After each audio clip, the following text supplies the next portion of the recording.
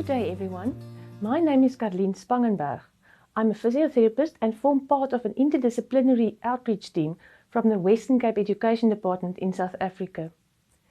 It is shocking to know that there are still people who think that children with severe to profound intellectual disability are unable to learn.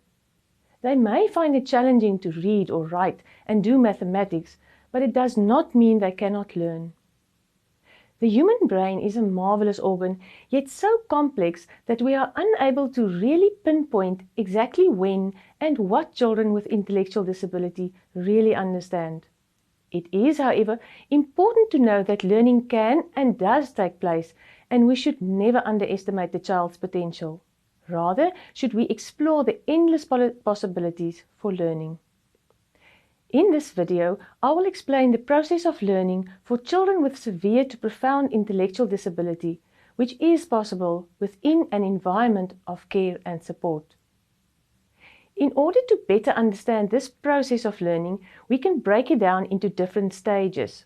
But it is important to realize that the child with profound disabilities might not necessarily move through all of these stages. So what are the stages that I am referring to? We can call the first stage awareness. Children in this stage are fully dependent on the caregiver for the most basic skill of being aware of themselves and starting to pay attention to their environment. The second stage is called engagement. The children in this stage are learning to retain and remember information with the support of a caregiver. It can be thought of as a stage of engagement in activities. The third stage is called active learning. In this stage, the children are actively involved in learning activities and in the process of developing a range of different skills. Irrespective of which stage the child is at, learning is very much dependent on the caregiver and the environment in which the child lives. We can compare the first stage in the learning process to 3 battery cells called awake, aware, and attend. Think of a sleepy child as having empty batteries. The child needs to be awake in order to learn. They also need to be aware of themselves and those around them. Only when the batteries are fully charged will the child be able to attend. A child can seem to be stuck in this awareness stage because of how severe the brain is affected or due to the side effects of medication. Many times a child can be in this stage of learning because there is a lack of stimulation in the environment, with few people trying to communicate with them. The caregiver is the holder of the key to unlock the learning potential of the child and connect them with the outside world.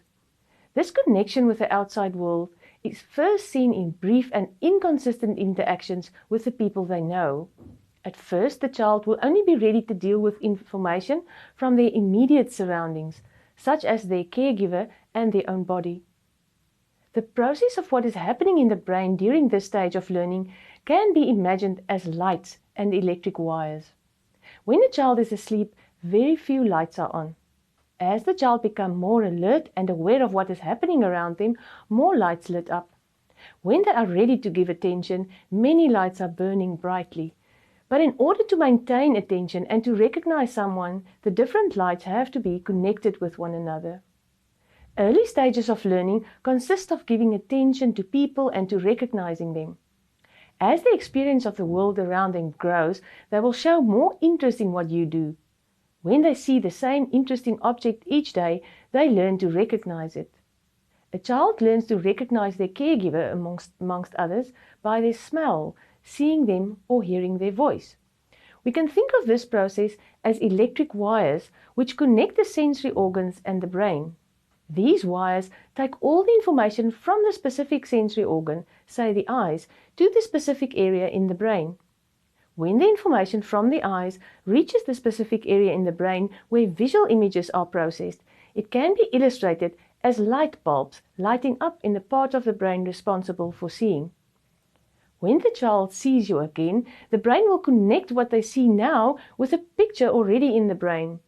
If you are recognized by their brain, the child will become aware of you. When this matching of pictures between the eye and the brain is repeated, more and more connections are made, and this leads to the formation of memories. This process happens for all the senses.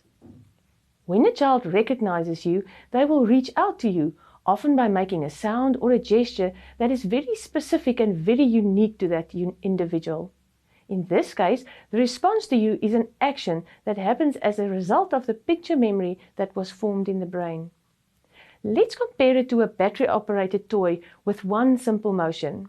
When the batteries are fully charged, when the person is awake, aware and attentive, a simple movement follows.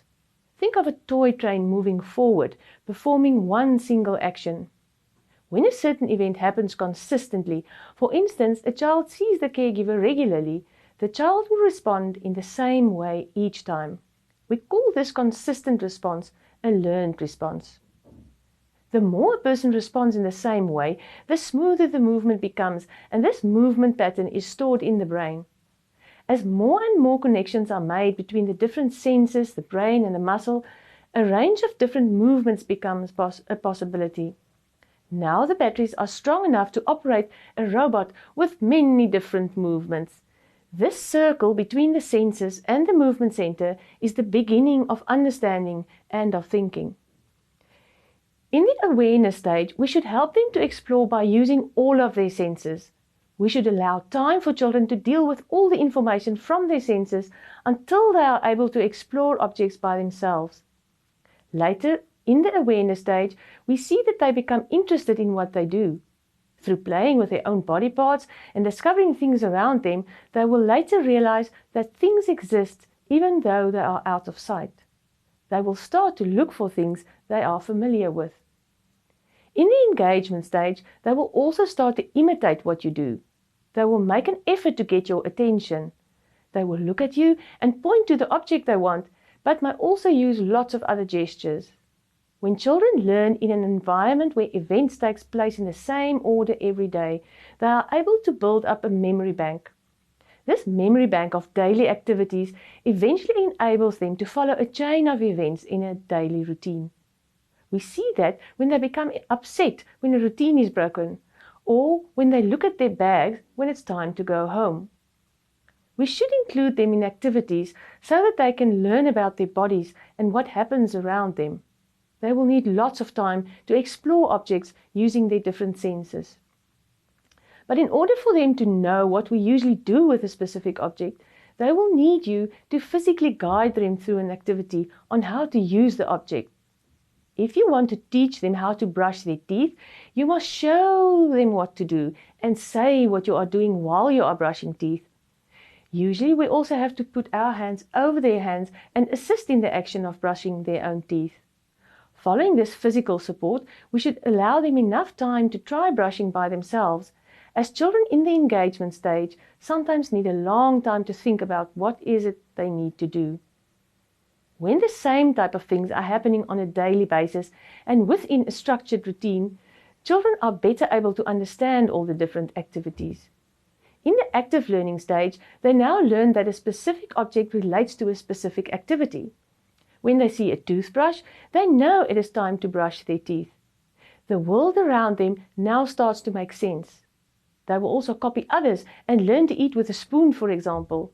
If you give them a choice between a spoon and a toothbrush at mealtime, they will show you they need the spoon.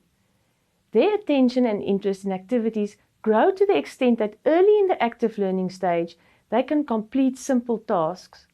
In the brain, a map has now formed which guides them through the day. This lessens their anxiety about the unknown and enables them to solve some very simple problems. Knowing that a specific action has a certain consequence is the start of simple problem-solving skills and also of thinking skills. But ways to remember information and to use their thinking skills does not just happen. We need to creatively teach these skills using a lot of variety. This will help children with severe to profound intellectual disabilities to generalize and appropriately apply the skills that they have learned. Children in the active learning stage learn by doing, and they develop not only their social skills, but their thinking and reasoning skills through play. As children build on their memories of their own bodies, people and objects around them, and of daily events, they become ready to learn a variety of skills. These skills include functional skills of communication, language, and basic concepts of shapes, colors, and space. As they play next to one another, they learn social skills, like taking turns. They also become aware of the emotions of others and come to understand why a task is done and what the outcome of the task will be. Most tasks will have to be broken down into steps and trained repetitively. This means we should expect that it takes longer for children with severe to profound intellectual disability to master a specific skill. In the active learning stage, it is important to consider life skills, which include personal care, managing their emotions, appropriate behavior, and other activities of daily living. These are important skills to consider as the child becomes an adolescent and continues to expand their set of skills on their path of lifelong learning. So to wrap up, a child with severe to profound intellectual disability needs social interaction from a caring person in order to engage with the world around them. They need this in an environment which promotes exploration and experimentation, which is only possible if we actively support the child. We can present activities within a structured routine and repeat them several times so that the child can foresee what is going to happen. In this way, they learn to link objects and events. They also learn that there is a reaction for a certain action. But thinking, reasoning, and problem solving does not come naturally to the person with intellectual disabilities. We need to purposefully teach a range of relevant skills that will lessen their dependence on others and enable inclusion in their own homes and their own communities.